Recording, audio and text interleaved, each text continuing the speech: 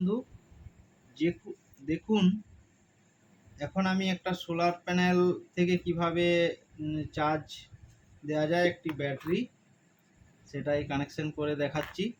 তো এটি একটি 4 ভোল্টের সোলার প্লেট। তো দেখুন, এই পিসে অলরেডি প্লাস মাইনাস লেখাই আছে। তো আমি কানেকশন করে নিচ্ছি। প্লাসটির সঙ্গে প্লাস কানেকশন করলাম,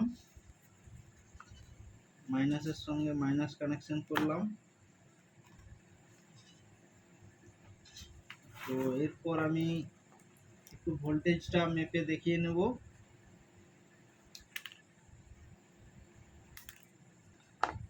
তো এখানে দেখুন, সূর্যের আলো নেই, তো ভোল্টেজ একটু কম দিতে পারে।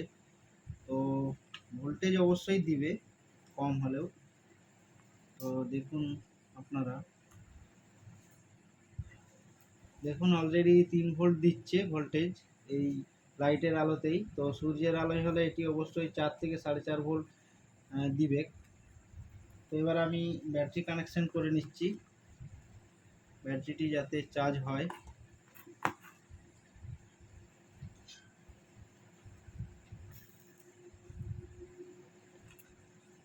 আরও নতুন ভিডিও পাওয়ার জন্য অবশ্যই চ্যানেলটি ফলো করে যাবেন।